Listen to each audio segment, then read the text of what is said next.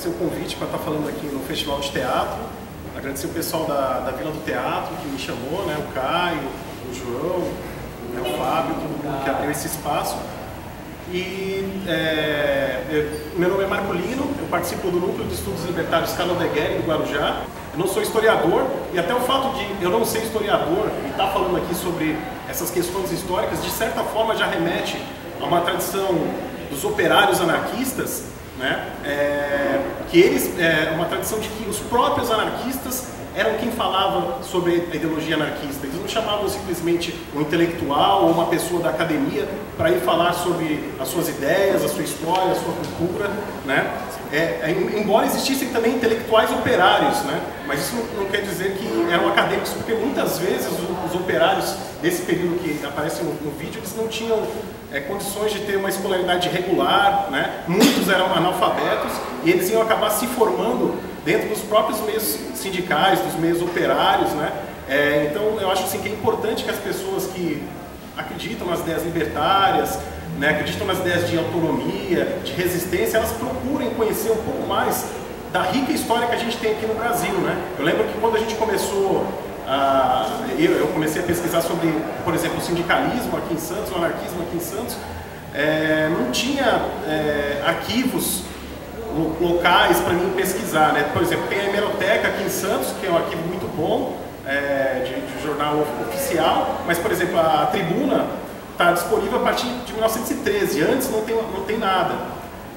A Hemeroteca também tem bastante livros lá, mas na parte de jornais, né, no final dos anos 90, que foi quando eu comecei a pesquisar, também já não tinha muita coisa livre para acesso a público. Então, para pesquisar a própria história de Santos, do sindicalismo em Santos, do anarquismo em Santos, eu tinha que sair de Santos para pesquisar. Eu tinha que ir para São Paulo, eu tinha que ir para Campinas. E hoje a gente tem, por exemplo, a Biblioteca Calondegueri, que funciona no Guarujá, que é a nossa sede. A gente tem muito material lá, um acervo muito interessante, jornais, livros, coleções de jornais, panfletos, fotos, muitas coisas sobre vários assuntos, sobre o sindicalismo, sobre o anarquismo, sobre a história do socialismo, sobre a luta das mulheres, a luta de resistência dos povos negros, até do teatro social, como fala aqui, tem bastante coisa lá na biblioteca. E eu convido todo mundo que tem interesse em estar se aprofundando nesses temas, depois tá falando comigo e tá conhecendo o espaço da biblioteca, que é um espaço aberto para pesquisa e também para propor atividade lá no espaço, né? Bom, para a gente entender agora, entrando mesmo no assunto do teatro social, para a gente entender a questão do teatro social, a gente precisa entender o contexto que vivia o trabalhador, né, no final do século XIX e no começo do século XX, né? Eles não tinham um horário definido de trabalho, né? A jornada deles era muito longa, alguns trabalhavam 16 horas por dia, dependendo do ramo de profissão até mais, né? Eles não tinham direito a descanso semanal, né? Eles, como falou aqui no vídeo, né, eles não tinham nenhum tipo de assistência social, né? No caso de eles sofrerem um acidente no trabalho, por exemplo, né? E no caso eles ficarem inválidos, como diziam os patrões. Nesse caso, o trabalhador e a trabalhadora que não tinha condições de trabalhar mais porque sofreu um acidente no trabalho, só tinha um caminho, era ir para a rua para pedir esmola, entendeu? Ou contar com a solidariedade operária, né?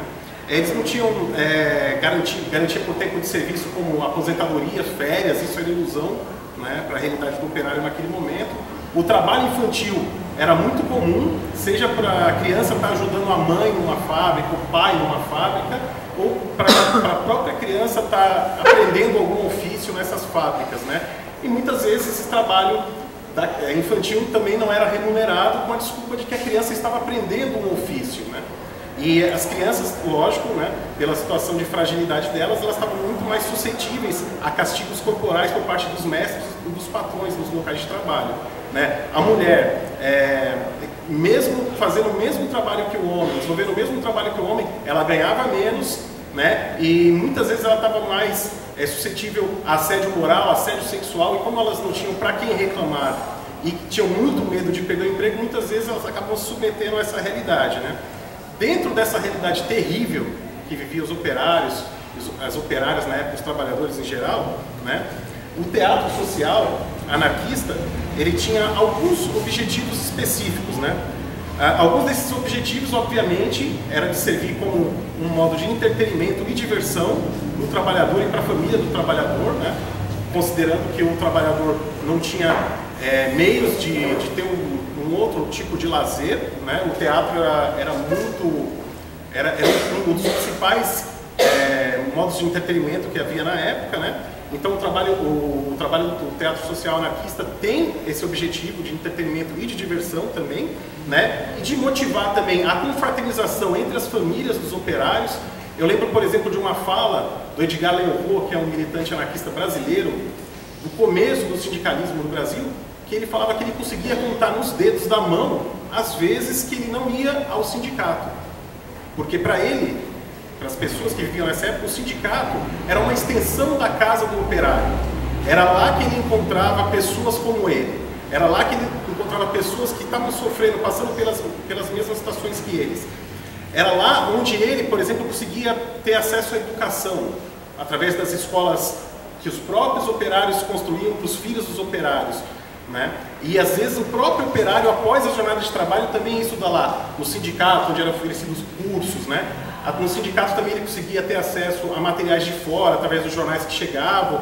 Para os estrangeiros era uma maneira também de ter mais notícias de como estava o seu país natal, né? O teatro social anarquista também tinha como objetivo descobrir novas capacidades e talentos nos operários, né? E incentivá-los também a falar em público, o que também seria muito útil nos protestos, nas manifestações, nos comícios operários, né? E também o teatro social, um dos objetivos era incentivar o debate de questões que estavam ligadas ao trabalhador, ao mundo do trabalho, sob a ótica do trabalhador, e não sob a ótica das autoridades constituídas, né? O teatro social também utilizava as peças, como foi falado aqui no vídeo, para angariar fundos para o lançamento de livros, também para sustentar essas escolas operárias que foram citadas, né? Que funcionavam nos próprios sindicatos, né? E é lá que os trabalhadores, os filhos dos trabalhadores iam ter acesso à educação. E também, por fim, para finalizar aqui, um dos objetivos do teatro social anarquista era prestar solidariedade aos trabalhadores que estavam doentes ou que sofriam esse acidente de trabalho, né? Muitos trabalhadores não tinham um dia certo de pagamento, eles trabalhavam por empreitadas, né? Até terminar um determinado serviço, 4, 5 dias, aí recebiam, ou então recebiam por dia, né? Um trabalhador numa situação dessa, a partir do momento que ele está doente ou sofre um acidente, né? Ele vai passar por muita necessidade. Então o teatro social também angariava fundos para esses trabalhadores nessa situação. E também para os trabalhadores que estavam sendo perseguidos, presos, muitas vezes deportados ou até mortos. No caso do trabalhador que era morto, era muito comum os operários sindicalistas se juntarem e darem mantimentos para as famílias, para a esposa, para o filho desse operário que foi assassinado. E lógico, também o teatro social tinha como objetivo fazer propaganda do anarquismo, né, através de representações de diálogos e situações do cotidiano dos trabalhadores, né? Muitos trabalhadores eram analfabetos, como foi falado aqui, então o teatro tinha também essa questão de servir como uma pedagogia, como uma ferramenta de propaganda, né? Essa imagem aqui está, por causa da tela, aqui está meio ruim, mas ela é de uma coleção de um jornal operário do Rio Grande do Sul, chamado Eco Operário, que a gente tem lá na biblioteca, quem quiser pesquisar. É de 1897, né? E já em 1897, por exemplo, eles estão representando lá no Sul a peça 1º de Maio, não é essa peça que passou no vídeo, se quiser. E aqui tem o elenco da peça, não dá para ler direito. E eles vão estar representando essa peça do 1º de Maio, que já é um marco, né, na história do teatro operário. Essa peça, ela não tem uma autoria ali, não está escrito que a autoria provavelmente de algum operário, né?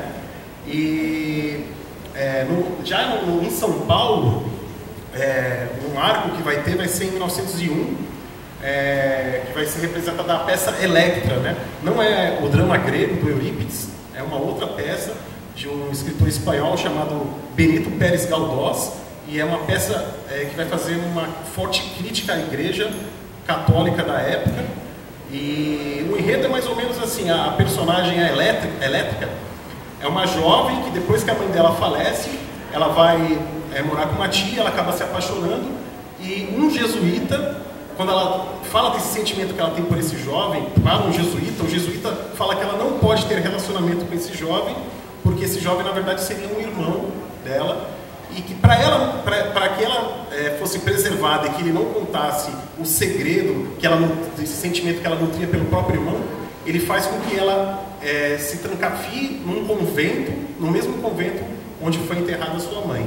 Aí tem uma questão de quando ela vai para esse convento, aparece a alma da mãe dela lá, e ela fala para não confiar no jesuíta, que o jesuíta está mentindo, para ela seguir os sentimentos amorosos dela, que não vale a pena se sacrificar para se tornar santa ou se santificar, que isso é algo que não existe. Então tem essa crítica ferrenha à igreja e incentivando com que as pessoas levem mais o sentimento emocional do que o sentimento religioso, né?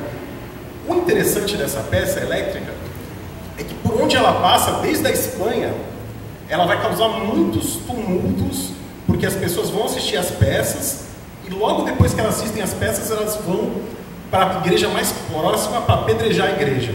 Desde a Espanha isso acontece, em todos os locais onde ela passou. Por exemplo, em Santander, na Espanha, as pessoas vão sair do teatro e elas vão para o convento das Carmelitas e vão atear fogo no convento.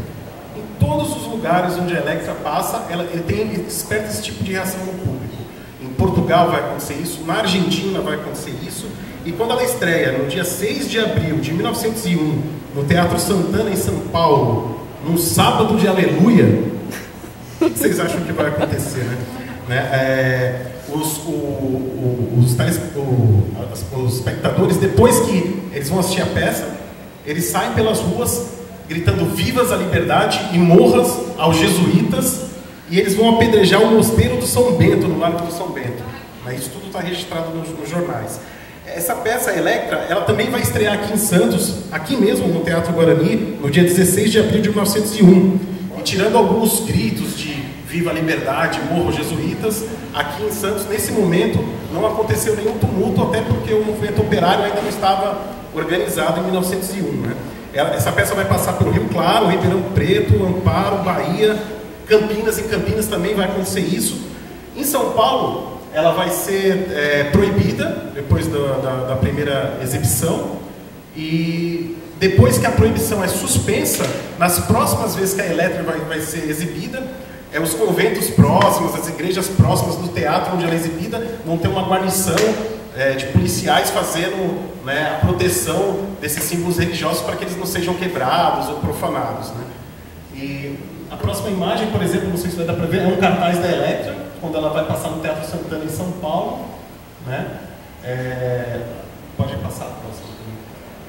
Aqui é a peça Electra. Eu consegui uma cópia da peça original de 1901, está lá na Biblioteca Carlo De Guerre. Quem quiser pesquisar, se interessar, está lá à disposição. Para a gente entender um pouco o porquê desse sentimento que havia, né, essa revolta que os trabalhadores tinham com a igreja, principalmente a igreja católica nesse momento, é interessante entender alguns fatores, né? O operário, quando ele se organizava para reivindicar alguma melhoria, essa questão social pela igreja era vista como uma questão policial. Ou seja, era uma questão que tinha que ser resolvida à base da repressão. E essa era uma visão que a igreja católica defendia na época, assim como o Estado, assim como os jornais burgueses. Então, esse ódio era natural que existisse na época, né? Esse anarquista que está aparecendo na foto, o Benjamin Motta, eu acho que é importante falar rapidamente dele também, que explica um pouco isso. Ele é um militante anarquista brasileiro. Eu acho que isso já é uma coisa interessante, porque quando se fala de anarquismo dessa época, sempre se fala na figura do estrangeiro, da planta exótica.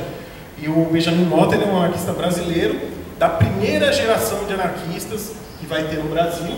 E já em 1900 ele vai chocar a sociedade quando ele lança um livro chamado A Razão contra a Fé, onde ele vai falar do ateísmo, da postura ateísta dele, e também vai fazer várias críticas à Igreja Católica, né? Ele era um dos poucos anarquistas que vinha de uma classe mais abastada, ele teve condições de estudar, ele era advogado.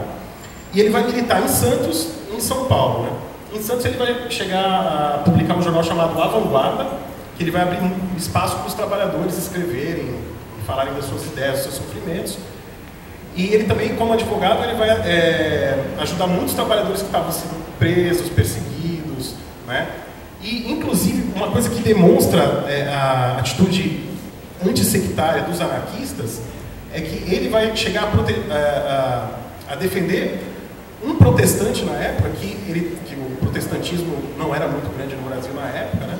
E ele vai chegar a defender um protestante que estava acusando muitos católicos de estarem perseguindo ele. E ele, apesar de ser ateu, ser anarquista, ele vai ajudar na defesa desse protestante, numa atitude completamente antissectária, porque ele acredita que isso é uma forma de discriminação ao livre pensamento, à liberdade religiosa, né? Apesar das ideias dele, ele vai defender o protestante. O que aconteceria se fosse ao contrário? Um anarquista precisando da ajuda de um religioso. Será que ele teria? Não sabemos. Benjamin Mota, ele também vai fundar o jornal A Lanterna, que esse jornal aqui, a imagem original está melhor, mas esse jornal ele vai ser muito importante porque ele vai existir de 1901 até 1935. Ele vai ter 3 grandes fases e entre essas fases vai ter alguns intervalos por causa da repressão, das dificuldades econômicas, né? E em 1909, por exemplo, esse jornal e os anarquistas de São Paulo e de Santos, eles vão estar divulgando muito uma campanha da Idalina, que é a próxima foto, que essa é uma garota de 7 anos de idade. A mãe dela, depois que é abandonada pelo marido com a filha de 7 anos e um irmão menor, depois que ela é abandonada, por ela não ter meios de criar os filhos, ela acaba se suicidando. A menina acaba ficando órfã e ela vai ser recebida no orfanato Cristóvão Colombo, em São Paulo, que era cuidado por padres e freiras, né? Em 1909, a Idalina vai sumir. Os padres e as freiras vão dar depoimentos contraditórios sobre o desaparecimento dela e vai ficar por isso mesmo. Os anarquistas, os operários, sindicalistas, anticlericais, que é muito forte nessa época, não vão aceitar essa desculpa e vão começar eles próprios a investigar o caso da Idalina, até que eles descobrem a verdade, né? A Idalina, aos 7 anos de idade, ela havia sido estuprada pelo padre Conrado Stefani, né? Depois disso, ela tenta fugir desse orfanato.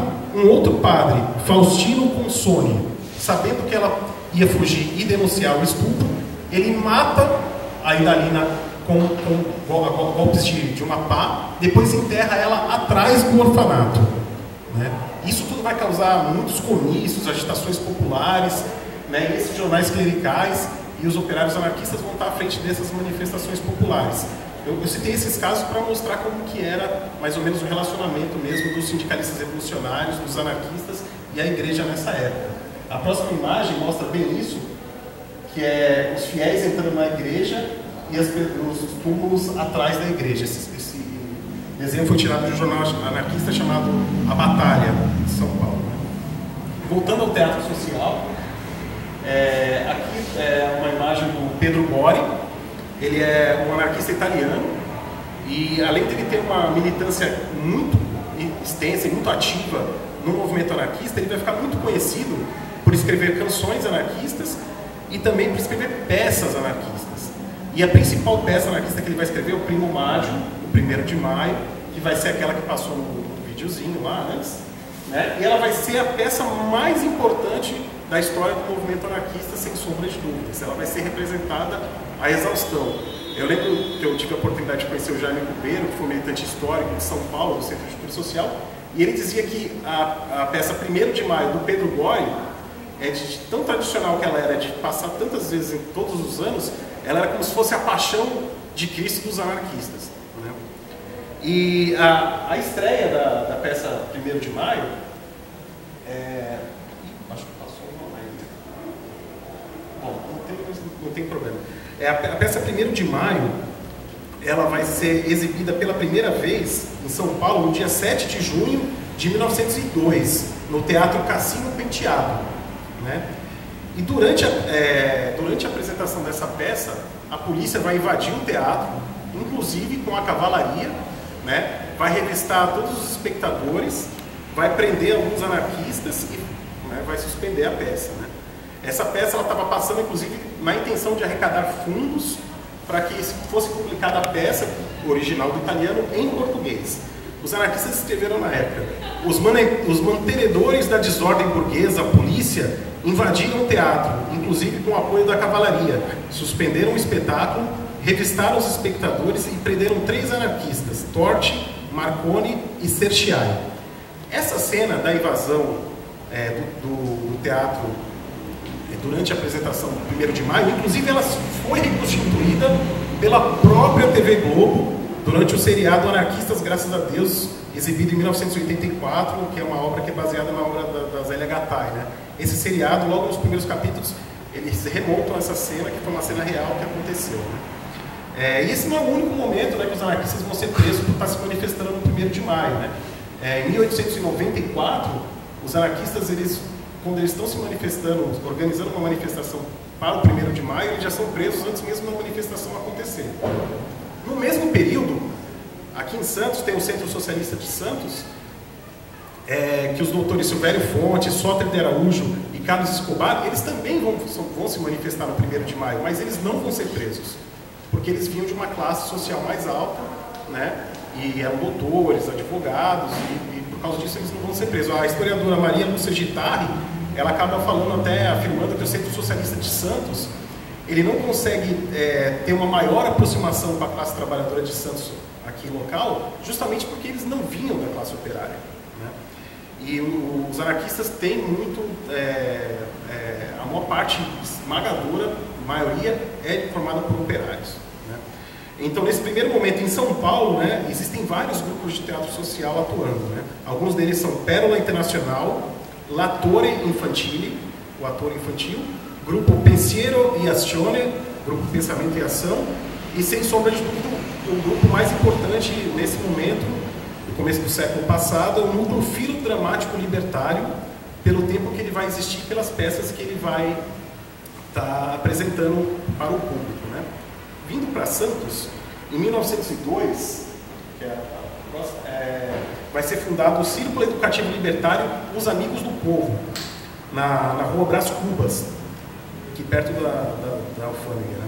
Vai ser fundada pelo barbeiro anarquista italiano Ezequiele Simoni, né? Ele também, esse italiano, ele é uma pessoa que vai participar da primeira geração também de anarquistas em São Paulo. Nesse momento ele está atuando em Santos, e quando ele forma esse Círculo Educativo Libertário, vai ser a primeira iniciativa libertária pública anarquista que vai ter aqui em Santos, data de 1902.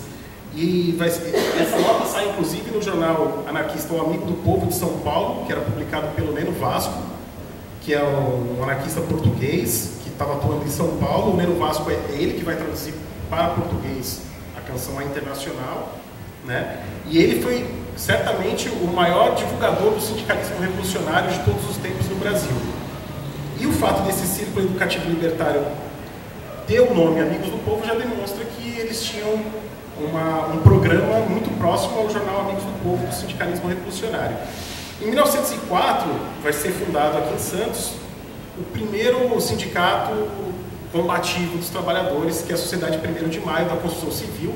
Vai ser fundado por algumas famílias aqui da Baixada Santista, como por exemplo a família Antunha, Eládio César Antunha, Severino Antunha Alher, a família Lascala, Luiz Lascala, Alexandre Lascala, Serafim Solé, entre outros anarquistas, né? A sede desse sindicato vai ficar na Rua Visconde, no Rio Branco, em 36. A partir disso, começam a surgir outros sindicatos que defendem também o sindicalismo revolucionário e vão fazer propaganda, como é o caso da Sociedade Internacional União dos Operários, né? No 1º de maio de 1907, a Internacional dos Operários, ela vai fazer um festival do 1º de maio. Na sede dela vai falar o Alessandro Cerchiai, aquele mesmo que foi preso na peça do 1º de maio. E à noite, aqui no Teatro Guarani, vai ser apresentada o Canto dos Trabalhadores, feita pelos alunos da Escola Operária, que era uma iniciativa da Internacional dos Operários, e vai ser precedida da representação do drama socialista Aurora, aqui no Teatro Guarani, né? Em 1909, a gente vai ter a formação do grupo teatral Trabalhadores Livres. É a próxima foto, não sei se vai ver. A outra. Tudo bem, mas aqui está falando da fundação do Grupo Trabalhadores Livres, que era um grupo de teatro vinculado à Sociedade Internacional União dos Operários, né, esse grupo de teatro fundado em 1909. Em 1909, além do caso da Ida Lina, um outro caso também que está tendo muita repercussão nos meios operários é a condenação à morte do Francisco Ferrer. Francisco Ferrer foi um pedagogo anarquista espanhol, fundador das escolas modernas, que é as escolas que é feita pelos operários também. E essas escolas modernas elas vão frutificar, né, em todos os locais onde o sindicalismo revolucionário vai conseguir atuar. E por causa disso ele vai ser condenado à morte, né, tendo a pena de fuzilamento. Né? E aqui em Santos os operários vão estar se agitando para a libertação do Francisco Ferrer e eles vão fundar o Comitê Pró-Francisco Ferrer. A primeira atividade desse comitê vai ser propor um boicote dos produtos espanhóis para pressionar que o governo espanhol libertasse o Francisco Ferrer. Né? É interessante que na campanha de libertação do Francisco Ferrer não vai ser uma campanha apenas dos anarquistas ou apenas dos sindicalistas revolucionários. Eles vão estar à frente, mas vai ser muito abrangente. O centro republicano vai participar, o centro espanhol vai participar, o centro português vai participar. Né? Alguns anarquistas de São Paulo vão vir para Santos falar, como José Romero, de Galeão. Inclusive, o Comitê Pró-Francisco Ferrer vai fazer um requerimento para que se mudasse o nome da Praça José Bonifácio para a Praça Francisco Ferrer e também que se mudasse o nome da Praça dos Andradas para Jardim da Escola Moderna. Eles vão colher assinaturas para que isso acontecesse. Obviamente não aconteceu, a Câmara Municipal de Santos não vai aprovar essa moção popular, né? E o Francisco Ferrer vai ser fuzilado mesmo, né? Os anarquistas de Santos vão representar a peça O Fuzilamento do Francisco Ferrer, tendo representado o papel do Francisco Ferrer o anarquista Luiz Lascala. Aqui é um cartaz de uma peça que os anarquistas fizeram em Santos em 1923, ainda relembrando o assassinato do Francisco Ferrer. Infelizmente também não está dando para ler legal aqui, mas consta 3 atos nesse festival. Primeiro, a Sociedade Lira de Apolo, que é uma orquestra que vai estar apresentando canções de temas sociais para o público. Essa Sociedade Lira de Apolo era formada por operários e vai estar sempre acompanhando os festivais operários aqui em Santos. Né? Vai ter uma palestra sobre a vida, a trajetória e o martírio do Francisco Ferrer. E também vai ser apresentado um drama em 3 atos chamado O Semeador. Né? E a autoria dessa peça de teatro é do anarquista mineiro Avelino Foscolo. Aqui a gente já percebe que os anarquistas, os operários, além de estarem representando esses papéis nas peças, além de estar dirigindo os espetáculos, eles já estão começando a escrever também as peças. Eles não estão representando apenas as peças dos estrangeiros ou de outros autores. Eles mesmos já vão começar a escrever as peças, né? Como é o caso aqui do Semeador, do Avelino Foscolo, que é uma peça que vai ser muito representada no meio do teatro libertário, do teatro social anarquista. Aqui já de 1924, a União de Artes, Ofícios e Anexos, que é uma agrupação também organizada pelos anarquistas. Inclusive a sede da União de Artes e Ofícios e Anexos ficava na Avenida Ana Costa, número 1, bem perto do Sindicato dos Metalúrgicos, onde hoje funciona o restaurante Almeida. Lá era a União de Artes e Ofícios e Anexos, que era uma iniciativa anarquista. E eles também vão estar fazendo vários festivais, divulgando o teatro anarquista, como no caso aqui da foto, que eles vão estar representando o drama social em 3 atos pela vida, no Teatro Carlos Gomes.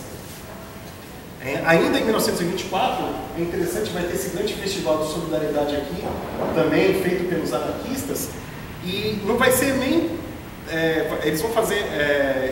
o pessoal da construção civil, que era os anarquistas, sempre se fala do pessoal do porto, da questão do porto, mas pela pesquisa que eu fiz, o sindicato que foi mais forte dentro do sindicalismo revolucionário foi o sindicato da construção civil. Durante 40 anos, né, você vai ter uma representação entre altos e baixos do sindicalismo revolucionário dentro da construção civil. O pessoal dos estivadores, entre livro, em alguns momentos, vai tender mais para o sindicalismo revolucionário e em alguns outros momentos para o sindicalismo reformista. Né? Então, esse festival aqui, promovido pela União de Artes, Ofícios e Anexos dos Anarquistas, ele vai servir de solidariedade não para o próprio sindicato da construção civil, mas para a União dos Empregados de Café, para um outro ramo que vai estar passando por dificuldades. Eles vão representar aqui no Teatro Guarani, no dia 15 de julho de 1924, uma peça chamada Último Quadro, também conhecida como Os Libertários, de autoria do garçom anarquista português que vai estar atuando em São Paulo, Felipe Gil Souza Passos. O Souza Passos, ele vai ser um anarquista também muito importante para o teatro social, que ele vai escrever várias peças na década de 20 e vai dar um gás para o teatro social anarquista muito forte nos anos 20. Né? Para quem acha que o anarquismo acabou em 1922 com a fundação do Partido Comunista, aqui a gente vê uma publicação, o 1º de maio, do Pedro Gori, publicada aqui em Santos mesmo, em 1928, como a imagem está distorcida, não dá para ver a data, né? Mas em 1928 aqui os anarquistas de Santos ainda vão estar publicando a peça do Pedro Gori, né? Aqui é uma outra peça anarquista também, que vai ser muito representada, Carne para Canhão, que é de autoria do Afonso Schmidt, do poeta de Cubatão, que vai ser muito próximo aos anarquistas. Inclusive, quando o jornal anarquista Plebe, em 1917, vai ser invadido, as únicas pessoas que estão presentes lá no momento é o Edgar Leon e o Afonso Schmidt, o que mostra a aproximação dele com os anarquistas. E essa peça é uma peça antimilitarista, né? A gente está no momento de ascensão do fascismo aqui, né? E essa peça vai ser traduzida para o espanhol por um anarquista chamado Guzmão Soler, que também vai atuar em Santos e em São Paulo. E aí mais uma coisa que mostra a proximidade do Afonso Schmidt com os anarquistas. Esse anarquista Guzmão Soler vai traduzir a peça dele para o espanhol.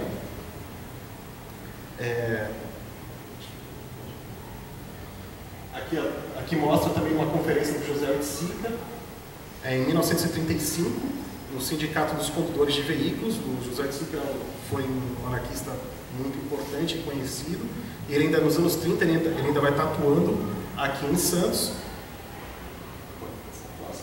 E aqui já para pular um pouco mais, em 1947, já depois da ditadura do Getúlio Vargas, os anarquistas vão estar organizando na Sociedade Humanitária de Santos a prestação da performance teatral O Relento, do Afonso Schmidt, e O Herói e o Viandante, do sapateiro militante anarquista de São Paulo, Pedro Catalo. Pedro Catalo, a partir dos anos 30, ele vai ser também um grande impulsionador do teatro social de São Paulo, né? E as peças dele vão ser representadas em vários locais e vai ganhar inclusive alguns prêmios, né? A profissão dele era sapateiro, ele era anarquista, participava de vários sindicatos e também escrevia várias peças, né? Então a gente vê aqui é o público da apresentação da peça Ao Relento, do Afonso Schmidt, acontecido na Humanitária em Santos, em 1947, para quem achava que o anarquismo tinha acabado nos anos 20. Em 1947, os anarquistas conseguiam encher a Humanitária, né? E na próxima foto, uma confraternização que aconteceu no dia seguinte, na Prainha, né? Em 1947. Então, o anarquismo não estava morto ainda nos anos 40. Voltando para São Paulo... Humanitário, teatro humanitário ali na Praça do Coliseu? Isso. Ah, tá. E voltando ao Teatro Social em São Paulo, né, aqui é uma peça de teatro também que foi bastante representada, né, o Vagabundo. Esse é um cartaz de um festival que aconteceu em Sorocaba. Foi representada a peça Militarismo e Miséria e também Ao Relento, de Afonso Schmidt, com conferência do Edgar Leon, em 1924. Aqui já nos anos 30, a representação do drama social, 1º de maio, do Pedro Gori, na União dos Operários Metalúrgicos de São Paulo. Ali tem um desenho, não dá para enxergar direito, mas representa os grandes inimigos da classe operária, o burguês fugindo, o militar fugindo e o padre fugindo. A Tomada da Bastilha, uma outra peça também que é muito representada, os meios operários também, do ano de 1933, né? É uma peça do Salvador Marques, ela foi representada no Salão da Sociedade Operária, nesse cartaz aqui, nesse dia. Como eu falei, né? O Pedro Catalo a partir dos anos 30, ele vai estar impulsionando muito o teatro social e ele já vai estar impulsionando o teatro, inclusive, com outros temas, né? Como aqui o Coração no Labirinto, que ele vai estar falando da questão do amor livre, ele vai estar abrangendo outros temas, como ele também vai escrever o Pedro Catalo, uma peça chamada Uma Mulher Diferente, que vai falar sobre a questão da mulher e dos padrões machistas que existem na sociedade, de como que ela lidava com isso. Então já vai estar abrangendo não só especificamente a questão do operário, mas vai estar abrindo para outros temas mais modernos, como a sexualidade, a questão feminina. O Pedro Catalo vai ser muito importante nesse momento. Aqui é uma foto dessa peça, O Coração no Labirinto, dos anos 50, do Pedro Catalo, representado em São Paulo. A próxima foto também é uma foto da peça, né? Pode ser aqui também. Aqui a gente vê o Pedro Catalo à direita e o Chico Cubeiros à esquerda. O Chico Cubeiros também foi um anarquista e ele também participou de muitas peças de teatro. E ele vai ser um incentivador do teatro anarquista a partir dos anos 40. Ele vai descobrir essa vida teatral através do Pedro Catalo, e a partir dos anos 40 e 50 ele vai estar já muito dentro do teatro social anarquista de São Paulo. Aqui no cartaz de uma peça que os anarquistas fizeram nos anos 50, já avançando mais, né? A Insensata, do Pedro Catalo, vai ser representada em dezembro de 1950. Você vê que o teatro social vai resistir desde o começo do século até os anos 50, ainda vai estar tendo essas representações do teatro social anarquista em São Paulo. Um outro cartaz desse mesmo período, O Maluco da Avenida, né? Representado em 1954 no Teatro Colombo, em São Paulo. O Ciclone, de 1955. Aqui eles já vão estar abrangendo também alguns outros autores, não só operários, mas de literatura, enfim, de comédias também, né? Mas sempre com uma palestra e divulgação das ideias anarquistas, né? O Ciclone. E está lá fora O Inspetor, uma outra peça, de 1956. Ela vai estar sendo representada também no Teatro Colombo, né? E aqui, o cartaz do Pense Alto, uma outra peça anarquista, que vai ser representada no Teatro Arthur Azevedo. O Chico Cubeiros, citado, já vai começar a atuar aqui na direção também das peças. Ele já vai ter um currículo grande como ator e vai começar a ser diretor das peças, né? E nos anos 60, o Centro de Cultura Social vai desenvolver, São Paulo vai desenvolver o laboratório de ensaios, uma nova fase no teatro social anarquista, através do laboratório de ensaios. Eles vão estar divulgando muitas peças, né? Inclusive depois da implantação da ditadura militar, como no caso dessa foto aqui, que é um grupo de teatro do laboratório de ensaios, que vai estar representando a peça Como Rola uma Vida, do Pedro Catalo, sob direção do Chico Cubeiros, né? Em 67, já a ditadura militar. A próxima foto, por exemplo, aqui embaixo, riscado Os Guerreiros, é uma peça muito polêmica na época, também representada em 1967. Na verdade, o nome da peça é Os Generais, né? E o enredo da peça, de uma maneira bem curta, é um grupo de pessoas que tenta transformar um militar no ser humano. O enredo da peça é esse. Imagina aí representar isso durante a ditadura militar. Então eles mudavam os nomes, é por isso que ele está Os Guerreiros. E eu pude entrevistar o Chico Cubeiro algumas vezes, e eles falavam que para pular a censura, eles mandavam um texto para o censor, e na hora de representar, eles representavam uma outra peça. Ou quando eles sabiam que o censor ia ver, né, o ensaio, eles também ensaiavam uma peça, mas na hora que era para valer, eles representavam outra. E eles estavam, os anarquistas, para quem acha que tinha morrido em 1920, nos anos 60, durante a ditadura militar, estava representando também essa peça, Os Generais. E até ali, aqui não dá para ver muito bem, está a data ali no jornal que é 67. Aqui também o laboratório de ensaio, o grupo ali que representou Os Generais. Né? Outra matéria também sobre o laboratório de ensaios. Né? E bom, quem gosta de filme de terror já deve ter assistido ao Poltergeist 2. Essa aqui é uma cena do Poltergeist 2. né? As pessoas devem lembrar, por exemplo, que aquela atriz loirinha, ela vai morrer durante a gravação do Poltergeist 3, né? Dizem que é por coisas misteriosas, que na verdade não foi, na verdade ela tinha uma doença que não foi diagnosticada, por isso ela morreu. E esse ator aqui, esse personagem, ele também vai morrer durante as filmagens do Poltergeist 2, também não é nada sobrenatural, ele já havia sido diagnosticado com câncer de estômago 3 anos antes, sabendo que ele ia morrer. Ele vai fazer esse papel, né, bem catavérico. O nome desse ator é Julian Beck. O que muitas pessoas não sabem é que ele era um anarquista também, que nos anos 40, em 1947, ele e a companheira dele, a Judith Malina, eles vão fundar um grupo de teatro anarquista chamado Living Treat, né? E o Living Treat ele vai passar aqui no Brasil nos anos 70.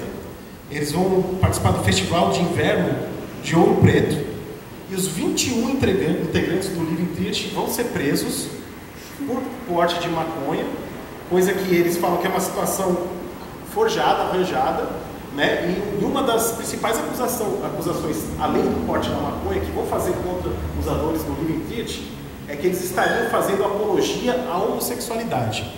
Numa realidade de hoje, onde os militantes de esquerda são acusados de serem gaysistas, não é tão difícil de se imaginar o porquê eles estavam sendo acusados de fazer propaganda da homossexualidade, porque isso seria um crime, né? Eles vão ficar presos vários meses, né? Inclusive a acusação que tinham contra eles era tão séria, o caso era movido de uma maneira tão séria que o delegado do caso se chamava Renato Aragão, né? E eles vão fazer um manifesto, a comunidade dos artistas internacionais vão fazer um manifesto exigindo a libertação dos atores do Living Treat. E nesse manifesto vai ser assinado, por exemplo, pela Jane Fonda, Marlon Brando, Mick Jagger, John Lennon, Yoko Ono, Tennessee Williams e o Bob Dylan, entre algumas das pessoas que vão assinar esse manifesto, né? Depois de meses presos, eles vão ser deportados do Brasil. E a próxima foto, só para finalizar. Isso não tem muito a ver com o teatro, mas eu resolvi deixar essa foto porque ela fala muito de como a arte engajada ela pode ajudar os movimentos sociais. Zacco e Vanzetti foram dois anarquistas italianos que foram assassinados nos Estados Unidos nos anos 20. Eles vão ser presos por volta de 1922 e eles vão ficar um bom tempo no corredor da morte esperando a execução da pena deles. Eles vão ser, e isso vai comover, né, o mundo operário e o mundo que é contra a pena de morte desses anarquistas. Eles não cometeram crime nenhum. Eles são acusados de serem imigrantes e anarquistas, né? E o julgamento é forjado, cheio de fraudes, né? E eles vão ser executados na cadeira elétrica em 1927. Antes disso vai ter uma grande campanha, né, para a libertação deles. E essa matéria eu peguei de um jornal de 1977, logo depois que foi feito o filme sobre Zacco e Vanzetti. Alguns atores italianos vão fazer esse filme. Em 76, ele vai ser exibido mundialmente. Aqui no Brasil, apesar de ser ditadura, ele vai ser exibido quando as autoridades sabem do que se trata, vai ser suspensa a exibição. E depois que esse filme é lançado, logo depois, é formado um comitê para reabilitação do caso Zacco e Vanzetti, para que se abrisse o caso Zacco e Vanzetti a partir do filme, né? E nesse comitê vão ter atores do filme e também familiares do Zacco e Vanzetti. E a partir desse filme, desse comitê que foi gerado a partir do filme, né, os Estados Unidos, como fala na matéria, vai reabilitar o caso Zacco e Vanzetti e finalmente, depois de 50 anos, eles vão considerar que Zacco e Vanzetti eram inocentes e que o Estado norte-americano cometeu um crime ao matar 2 inocentes, a partir do filme. Então, acho que isso mostra como a arte engajada ela pode estar ajudando os movimentos sociais. E agora, sim, para finalizar, aqui uma foto do Chico Cubeiros, em 1984, né, quando ele vai estar representando na TV Cultura a peça do Pedro Catalo, O Herói e o Viandante, no programa Outros Tempos, na TV Cultura, em 1984. Então, a gente vê nesse rápido resgate que eu fiz aqui, o Teatro Anarquista em Santos, de 1907 a todo vapor até 1947, e em São Paulo, o Teatro Social Anarquista de 1901, praticamente sem parar, apenas nos momentos de repressão, até os anos 80, quando também acaba a ditadura, que é de 84 e 85, o Centro de Cultura Social de São Paulo retoma os grupos de teatro. Essa foi a história que os nossos antepassados anarquistas deixaram pra gente. Qual será a história que a gente vai deixar também para o futuro? Eu termino com essa pergunta.